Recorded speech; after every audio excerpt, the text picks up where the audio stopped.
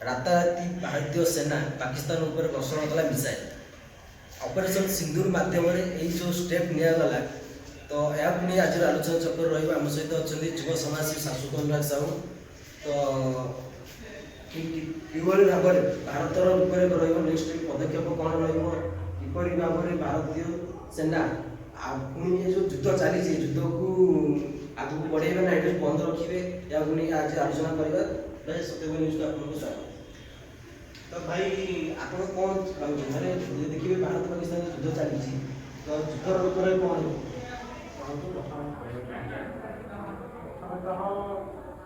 ଦେଖିବା 22 ତାରିଖ ଆପଣ ଦେଖିଥିବେ ଆମର ଭାରତର ଜାମ୍ମୁ କାଶ୍ମୀରର ପହଲଗାମ ଠାରେ ଯେଉଁଭଳି ଆତଙ୍କୀମାନେ ଆମର ଯେଉଁ ନିରୀହ ପର୍ଯ୍ୟଟକମାନଙ୍କ ଉପରକୁ ଆକ୍ରମଣ କରିଛନ୍ତି ଫଳରେ ଆମର 26-27 ଜଣ ପର୍ଯ୍ୟଟକ ମୃତ୍ୟୁବରଣ କରିଛନ୍ତି ଅତ୍ୟନ୍ତ ଦୁଃଖର କଥା ଏବଂ ଏଥିରେ ସିଧାସଳଖ ପାକିସ୍ତାନର ହାତ ଅଛି ଯାହାକି ତଦନ୍ତ କରିବା ପରେ ଜଣାପଡ଼ିଛି ଏବଂ ତାର ପ୍ରତିଶୋଧ ନେବା ପାଇଁ ଆମର ଭାରତୀୟ ସେନା ପକ୍ଷରୁ ପହରଦିନ ଆମେ ଦେଖିବା ପହରଦିନ ରାତିରେ ମଧ୍ୟରାତ୍ରିରେ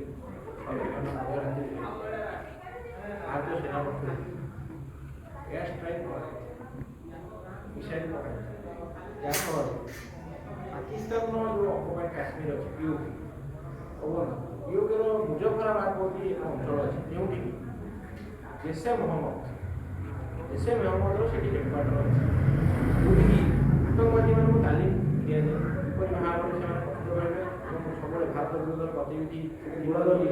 ନିଶ୍ଚୟ କେବଳ ଭାରତ ବିରୁଦ୍ଧରେ ସେମାନେ ଯାଇକି ଆକ୍ରମଣ କରିବେ ଭାରତ ବିରୁଦ୍ଧରେ ବିଭିନ୍ନ ଗତିବିଧି କରିବେ ଯଦି ତାର ପ୍ରଶିକ୍ଷଣ ଶିବିର ସେଠି ଥିଲା ଯାହା ମୁଜଫରାବାଦ ଯେଉଁଥିରେ ଜୈସେ ମହମ୍ମଦ ଯାହା ଗୋଟେ ଆତଙ୍କବାଦୀ ସଂଗଠନ ଏଥିରେ ମୌଲାନା ମାସୁଦ ଅଝାର ଯିଏକି ଚାର ଚିଫ୍ କମାଣ୍ଡର ଏବଂ ପୂର୍ବରୁ ଆମେ ଦେଖିବା ଅନେକ ଗୁଡ଼ିଏ ଭାରତର ଆତଙ୍କବାଦୀ ଗତିବିଧିରେ ଆତଙ୍କବାଦୀ କାର୍ଯ୍ୟକଳାପ ଯେଉଁ ହେଇଛି ସେଥିରେ ତାର ମୁଖ୍ୟ ହାତ ଅଛି। ତ ସେ ଯେଉଁ ଜୈସେ ମହମ୍ମଦର ଯେଉଁ ହେଡ଼କ୍ୱାର୍ଟର ସବୁ ଅଛି ପାକିସ୍ତାନର ମୁଜଫରାବାଦ ଯେଉଁଟାକି ପାକିସ୍ତାନ ଅକୁପାଏଡ୍ କାଶ୍ମୀରରେ ଅଛି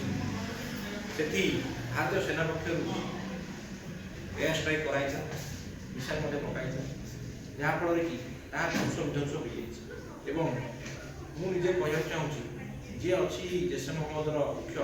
ମୌଲାନା ମାସୁଦ ଆଝାର ତା ପରିବାର ମଧ୍ୟ 15ରୁ ଅଧିକ ଲୋକ ଏଠି ମୃତ୍ୟୁବରଣ କରିଛନ୍ତି ଏବଂ ଏହି ଅପରେସନକୁ ବମ୍ବିଂ ଅପରେସନକୁ ଭାରତୀୟ ସେନା ଅପରେସନ ସିନ୍ଦୁର ନାମ ଦେଇଥିଲେ ଏବଂ 2 ଜଣ ମହିଳା ଆମେ ଦେଖିବା ପାଇଲଟ ଏୟାରଫୋର୍ସର ଏହି କମାଣ୍ଡର ସେମାନେ ଦାୟିତ୍ୱ ନେଇଥିଲେ ମୁଖ୍ୟତଃ। ତା ଆମେ ଦେଖୁଛି ଆଜି ପର୍ଯ୍ୟନ୍ତ ମଧ୍ୟ ବର୍ତ୍ତମାନ ପର୍ଯ୍ୟନ୍ତ ମଧ୍ୟ ଯୁଦ୍ଧ ଚାଲିଛି ଆଜି ବି ଦେଖିବା ଇସଲାମାବାଦ ଲାହୋରରେ ମଧ୍ୟ କରାଚିରେ ମଧ୍ୟ ବିଭିନ୍ନ ସ୍ଥାନରେ ଭାରତୀୟ ସେନା ପକ୍ଷରୁ ଏୟାର ଷ୍ଟ୍ରାଇକ୍ କରାଯାଇଛି ଯାହାଫଳରେ କି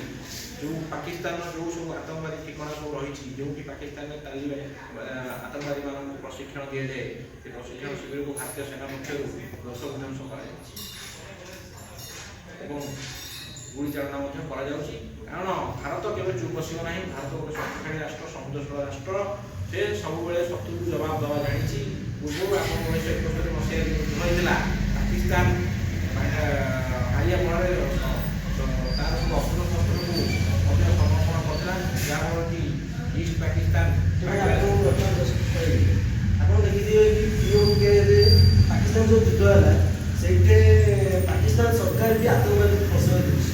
ଆତଙ୍କବାଦୀ ପାକିସ୍ତାନ ସରକାର ପ୍ରଶୟ ଦେଉଛି ଯେଉଁ ସେମାନଙ୍କୁ ଶହୀଦ ଘୋଷଣା ବି କରାଯାଇଛି ପାକିସ୍ତାନ ସରକାର ତରଫରୁ। ଆଉ ଦେଖିବେ ପାକିସ୍ତାନ ପ୍ରଧାନମନ୍ତ୍ରୀ ବି ନିଜେ ଯାଇକି ସେମାନଙ୍କ ପରିବାରକୁ ଭେଟିଛନ୍ତି ଏହା ସହିତ ମାନେ ସେ ଯେଉଁ ଶହୀଦ ଉତ୍ସବରେ ବି ସେ ଯୋଗ ଦେଇଥିଲେ ଏହାକୁ ନେଇ ଆପଣ କ'ଣ କହିବେ? ଦେଖନ୍ତୁ ଏଇଟା ଗୋଟେ ଅତ୍ୟନ୍ତ ନିନ୍ଦନୀୟ ଘୃଣ୍ୟ କଥା ପାକିସ୍ତାନର ଏଇଟା ଇଏରେ ଅଛି ପାକିସ୍ତାନ ତ ମୁଁ କହିବିନି ଟେରରିଷ୍ଟ ନା ନିଆଁ ଦେଲେ ବହୁତ ଭଲ ହେବ କାରଣ ସବୁବେଳେ ଆତଙ୍କବାଦୀମାନଙ୍କୁ କିପରି ସୁରକ୍ଷା ଯୋଗାଇ ଦିଆଯିବ ତାଙ୍କୁ କିପରି ସବୁ ପ୍ରକାର ଅସ୍ତ୍ରଶସ୍ତ୍ର ଦିଆଯିବ ତାଙ୍କୁ ସମସ୍ତ ସେମାନେ କିପରି ଭାବରେ ବିଭିନ୍ନ ସୁରକ୍ଷା ଏଜେନ୍ସି ଯେଉଁ ଅଛି ତାଠୁ ଲୁଚିକି ରଖାଯିବ ସେଥିପାଇଁ ପାକିସ୍ତାନ ସବୁବେଳେ ତତ୍ପର କରିଥାଏ। ତ ଏତେ ସବୁ ଘଟଣା ପରେ ମଧ୍ୟ ପାକିସ୍ତାନ ଆଜି ପର୍ଯ୍ୟନ୍ତ ନିଜକୁ ବଦଳି ପାରିଲା ନାହିଁ ତାହାର ଏ ମାନସିକତା ପାଇଁ ସବୁ ସାରା ବିଶ୍ୱ ନିନ୍ଦା କରୁଛି। ଆପଣ ଦେଖିଥିବେ ଯେଉଁ ଆତଙ୍କବାଦୀ ମାନେ ଭାରତୀୟ ସେନାର ଆକ୍ରମଣ ଫଳରେ ମୃତ୍ୟୁବରଣ କରିଥିଲେ ପାକିସ୍ତାନ ସେମାନଙ୍କୁ ଶହୀଦ ବୋଲି ଘୋଷଣା କରୁଛି ଏବଂ ତାଙ୍କର ଯେଉଁ ଶୋଭାଯାତ୍ରା ବାହାର କରୁଛି ତାଙ୍କର ଶୋକ ସଭାରେ ଯାଇ ଯୋଗ ଦେଉଛି। ପାକିସ୍ତାନର ମୁଖ୍ୟ ଯେଉଁ ଆର୍ମି ଚିଫ୍ ଅଛନ୍ତି ସେ ମଧ୍ୟ ଯାଇକି ମଧ୍ୟ ସାମିଲ ହୋଇଥିଲେ। ଏହା ଅତ୍ୟନ୍ତ ନିନ୍ଦନୀୟ କଥା। ଏହା ଦର୍ଶାଉଛି ଯେ ପାକିସ୍ତାନ ସବୁବେଳେ ଆତଙ୍କବାଦୀମାନଙ୍କୁ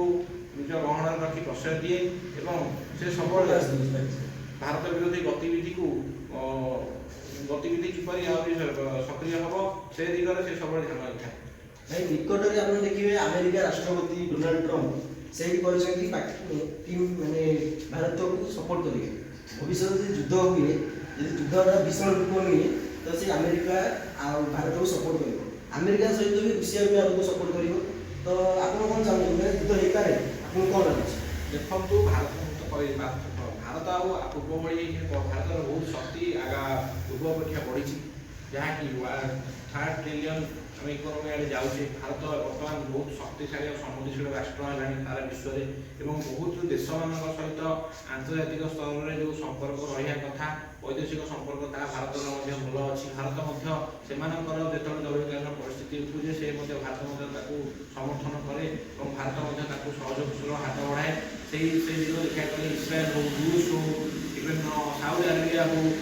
ଇଭେନ୍ ଆମେରିକା ମଧ୍ୟ ଦେଖିବା ଆସେ ଭାରତ